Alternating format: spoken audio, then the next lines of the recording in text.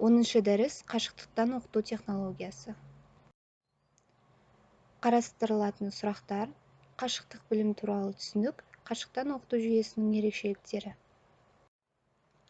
Қашықтан оқыту технологиясы оқу үрдісі кезінде оқып үйренушілер мен оқытушылар арасында интерактивті өзара іс-әрекетте оқытылып, материалдың негізгі көлемін оқып үйренушілерге жеткізуді қамтамасыз ететін, оқылған материалды меңгеру бойынша сонымен бірге оқу үрдісі барысындағы оқып үйренушілердің өз бетімен жұмыс істеуіне мүмкіндік беретін ақпараттық технология.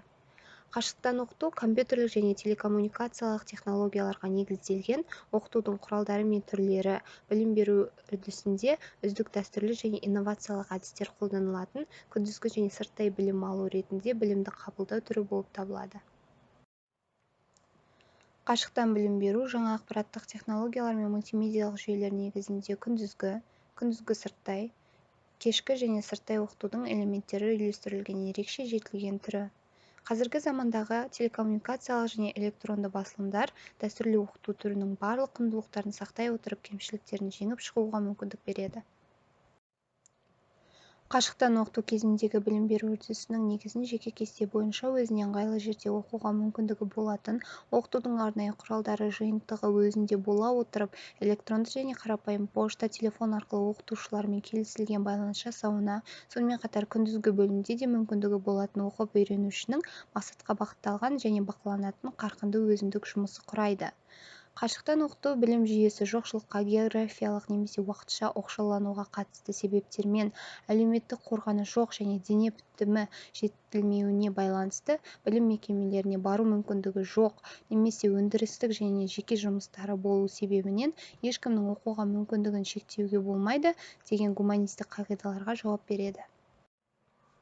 Қашықтан оқытудың ерекшеліктері классикалықпен қатар салыстыру бойынша мынандай жетістіктерге ие: икемділік, оқытудың уақыты, орны, көлемі және қимылы бойынша жеке адамның үздіксіз әлеуметтену мүмкіндігі, жеке оқу жоспарын қолдану мүмкіндігі, оқу ақпаратына қол жеткізу, оны жедел жаңарту, экономикалық, оқу алаңы, транспорты, техникалық құралдардың шығынын қысқарту есебінен. Және де жаңа технологияларды қолдану, оқып үйренушілердің әлеуметтік құқығының теңдігі, олардың тұратын жерлері мен денсаулық жағдайына қарамастан, барлық елдегі ақпараттық оқыту ресурстарының шығысы мен кірісі, материалдарды көбейту мәселелерінің жоқтығы, оларды тарату ыңғайлылығы, оқып үйренушілердің өз-өзіне бақылау жасауын қамтамасыз ету.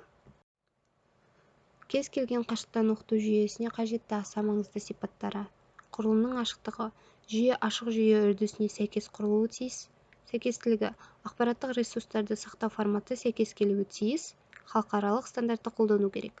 Кеңейгіштігі, жүйенің құрылымы модульді болу керек және жүйенің функционалды компоненттерін өсіруге мүмкіндік беру. Жан-жақтылығы, жүйе көп функциялы және қолданыста жан-жақты болу керек. Сенімділігі, ақпараттар ресурстарын сақтау сенімді болу керек, мүмкін болатын қауіптер әсерінен ақпараттар жоғалмауы тиіс. Үйлестірілімділігі, жүйе әртүрлі желі конфигурациясы жұмысына бағытталуы керек, әртүрлі жедел жүйелерді басқаруға негізделген интернет және үйлестірілген ақпараттық ресурстарды сақтауды қолдану керек. Масштабталуы, әртүрлі конфигурация жұмысы үшін жүйенің құрылымы масштаб жүйесін өзгерте алуы тиіс. Қолданушының ортақ интерфейсі. Қолданушының интерфейсі қарапайым, түсінікті болуы тиіс.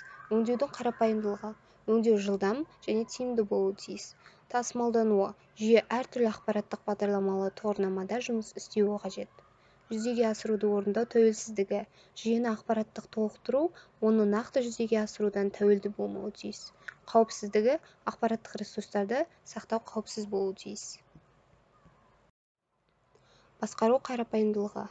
Интерфейс басшысы жеткізерлікте қарапайым және ыңғайлы болуы тиіс. Көпмәнділігі, жүйе бірнеше қолданушылардың сұранысын қатар өңдеу керек. Жұмыстың тиімділігі, жүйенің құрылымы оның аталуын, яғни аты жөнін әдеттегі ақпараттық бағдарламалы тұғырнамасында есінде тұру керек. Жүйенің кеңінен дамуы үздіксіз оқыту мен ақпараттық ортада жеке тұлғаны әлеуметтендіру табысын қажетті мүмкіндіктермен қамтамасыз етеді. Қашықтан оқыту жүйесін құру қағидалары. 1. Оқытудың адамгершілік қағидасы. Оның ішкі мазмұны оқытуға үндейтін және әлеуметтік жинақталған тәжірибені оқып үйренушілердің меңгеруі үшін жоғары қолайлы шарттарды туғызып, білім беру үрдісіндегі бүтіндей адамға бағытталады. 2. Қашықтан оқыту жүйесінде білім беру үрдісін жобалау кезінде педагогикалық көзқарастың басымдылығының қағидасы. 3. Бұл аталған қағиданың мәнісі қашықтан оқыту жүйесін жүзеге асыруға болатын көріністердің дидактикалық үлгілерін құрайтын теориялық тұжырымдамаларды талдаудан бастау қажет екендігінен тұрады. 4. Педагогикалық мақсатқа лайықты жаңа ақпараттық технологияларды қолдану қағидалары. Ол жобалаудың әрбір қадамының тиімділігіне және қашықтан оқыту жүйесін жасауға педагогикалық баға беруді талап етеді. 5. Білім беру мазмұнын таңдау қағидалары. Қашықтан оқыту жүйесінің білім мазмұны Қазақстан Республикасының мемлекеттік білім беру стандартымен сәйкес келуі тиіс. 6. Қашықтан оқыту таралатын ақпараттардың қауіпсіздігін қамтамасыз ету қағидалары. Ұйымдастырушылық және техникалық тәсілдердің қажеттілігі жағдайында керекті мәліметтерді қауіпсіз және құпиялы сақтауды, қолдану мен беруді қарастыру, оның қауіпсіздігін сақтау, беру мен қолдану кезінде қамтамасыз ету қажет. 7. Білім беру деңгейінің бастапқы қағидасы. Қашықтан оқыту жүйесінде тиімді оқыту білім-білік дағдыларының нақты жиынтығын талап етеді. Мысалы, оқуға, кандидаттың нәтижелі оқуы үшін өзіндік оқу еңбегінің ғылыми негіздерімен таныс болуы керек. Компьютермен және тағы да басқа жұмыс жасай алатын нақты дағдыларына ие болуы тиіс. 8. Оқыту технологиясының сәйкестендіру қағидалары. Оқыту технологиясы қашықтан оқыту үлгілерімен сәйкес болуы қажет. Сонымен дәстүрлі пәндік үлгіде оқытуда ұйымдастыру түрін оқыту ретінде дәрістер, семинарлар және практикалық сабақтарда боямалы немесе іскерлік ойындар, зертханалық сабақтар, өзіндік жұмыстар, өндірістік тәжірибелер, курстық және дипломдық жұмыстар білімдерінің меңгерілуін бақылау болуы керек. 9. Оқытудың ұтымды қағидалары. Қашықтан оқыту жүйесі жобасы қажетті әлеуметтік және экономикалық тиімділік шарты бойынша, егер бұл білім алушының оқып жүрген оқу орнында сәйкес қызмет көрсетулер болмаған жағдайда, қажетті бағыттағы өзінің білім беру бағдарламасын түзетуге немесе толықтыруға ықпал ететін ақпараттық жүйелерді және қашықтан оқыту үшін берілген білім базалары мен банктерді құруда жасалады. 10. Білім берудің қашықтан оқытуда қолданылатын түрлеріне қайшы емес қағидалары. Егер жасалған және енгізілген ақпараттық технологиялар жоғары білім берудің дәстүрлі жүйесінде бөтен емес элемент болып, яғни оған біріктірілетін табиғи бейнеде болса, қашықтан оқыту жобасы қажетті әлеуметтік және экономикалық тиімділігін бере алады. 11. Білім берудің алдына шығу қағидалары. Бұл оқытудың қағидасы өткен ұрпақтан қалып жинақталған ғылыми және мәдени мұраларын кейінгі буындарға жеткізу ғана емес, сонымен қатар қазіргі ұрпақтың өзгеріп отыратын заманға тез бейімделіп, оның сана-сезімі мен дүниетанымын қалыптастыруға көмек жасау болады. Қашықтан оқыту жүйесінің ерекшеліктері. Қашықтан оқыту типтерін бірнеше көзқарас төңірегінде көрсету мүмкін. Қашықтан оқыту тағайындау бағыттарында білім берудің толық масштабтағы және сайланатын жүйесі деп бөлуге болады.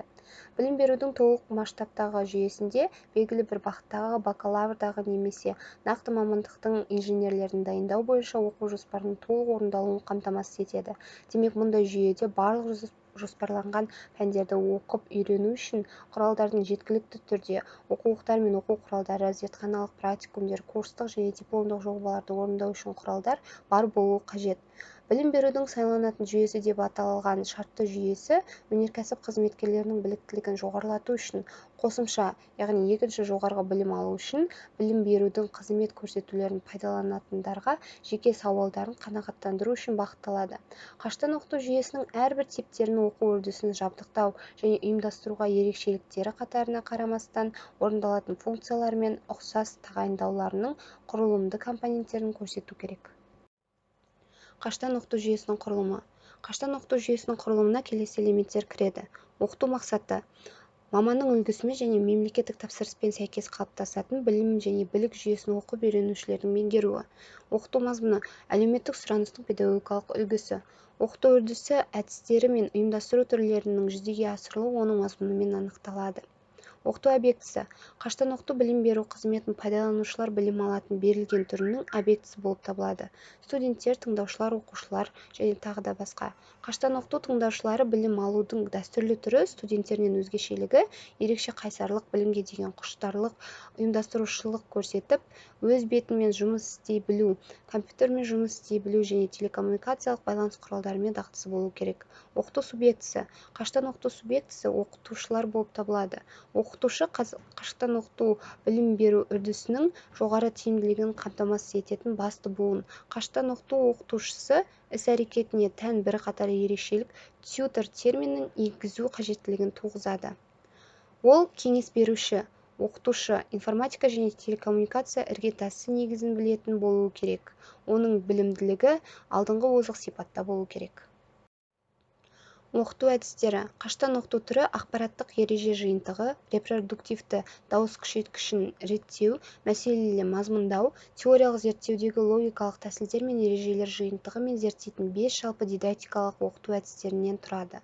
Олар оқытушы мен білім алушылардың өзара іс-әрекеті педагогикалық актілерінің барлық жиынтығын қамтиды. Оқыту құралдары қаштан оқыту білім беру үрдісінде оқытудың дәстүрлісі қалай қолданылса, компьютерлік техниканы және телекоммуникациялы сонымен бірге білім беру технологиясы облысындағы соңғы жетістіктерін қолдануға негізделген инновациялық оқыту құралдары да солай қолданылады. Ғылыми білім материалдық базасы оқу бағдарламасына сәйкес оқу үшін қажетті материалдық және техникалық құралдар жиынтығы. Олар оқу және оқу көмекші бөлмелері, зертханалық қондырғылар, техникалық оқыту құралдары, оқулықтар, оқу құралдары және басқа да оқу әдістемелік материалдардан тұрады. Идентификациялық бақылау жүргізу жүйесі. Қаштан оқыту кіретін бақылаудың ерекшелігі абитуриенттің кәсіптік сапалары мен қабілеттерінің даму деңгейін бағалау, тиімді құралдар мен оқыту әдістерін таңдайтындай, онымен сәйкес әлеуметтік психологиялық бейнесін құру болып табылады. Қаштан оқыту үлгілері. Педагогикалық практикада танымал оқыту түрлері қалыптасқан. Олардың ішіндегі ең кең тарағандары дәрістер, семинарлар, зертханалық жұмыстар, бақылау жұмыстары, емтихандар және тағы да басқалары. Қаштан оқыту дәрістері дәстүрлі дәрісханалықтан айырмашылығы оқытушымен бетпе-бет қатынасуды болғызбайды, дегенмен бірнеше артықшылық жақтары да бар. Дәрістерді жазу үшін аудио және бейне кассеталар, CD-ROM дискілері және тағы да басқалары қолданады. Жаңа ақпараттық технологияларды, гипермәтін, мультимедиа, GIS технологиясын және тағы да басқаларды қолдану дәрістерді көрнекі және мазмұнды түрде береді. Ондай дәрістерді кез келген уақытта, кез келген қашықтықта оқуға болады. Қаштан оқыту кеңестері пәнді өз бетімен оқып үйренуде білім алушыларға жетекшілік жұмысын жасау және оларға көмек көрсету түрлерінің бірі болып табылады. Телефон және электронды пошта, сонымен бірге телеконференциялар қолданылады. Қаштан оқыту семинарлары оқу сабақтарының белсенді түрі болып табылады. Қаштан оқыту семинарлары бейнеконференциялардың көмегімен жүргізіледі. Олар пікірталасқа, оның дамуының кез келген жерінде кіруіне мүмкіндік береді және бұдан бұрынғы айтылған сөздерді оқып, бірнеше қадам артқа қайта оралады. Оқытушы материалдың меңгерілуін пікірталасқа қатысушының белсенділік дәрежесі бойынша бағалай алады. Студенттердің арасына өзара іс-әрекет ету саны артады, ал оқытушы тең құқылы әріптес ретінде көрінеді. Қаштан оқыту зертханалық жұмыстар материалды тәжірибелік меңгерілу үшін беріледі. Дәстүрлі білім беру жүйесінде зертханалық жұмыстар мынаны талап етеді. Арнаулы жабдықтарды, макеттер, имитаторлар, тренажерлар, химиялық реактивтер және тағы да басқалары. Қаштан оқыту жүйесінің келешектегі мультимедиалық технологиялар, GIS технологиялар, имитациялық үлгілеулер және тағы да басқа қолдану есебінен зертханалық практикумдарды жүргізу міндеттерін қысқартуға маңызды мүмкіндігі болады. Білім алушыларға қарапайым жағдайда көрсетуге өте күрделі немесе мүлде мүмкін емес құбылыстарды виртуалды шындық көрсететін мүмкіндігі бар. Қаштан оқыту бақылау. Бұл білім алушының оқу материалының теориялық және практикалық меңгеруі нәтижелерін тексеру. Қаштан оқыту өзін дәлелдете білді және тесттік бақылаудың лайықтығын құптайды. Тест ережесі пән бойынша кеңейтілген сұрақтар тізімін қамтиды. Олардың әрбіреуіне бірнеше жауаптар нұсқасын ұсынылады. Студент осы нұсқалардан дұрыс жауапты таңдауы керек. Назарларыңызға рахмет.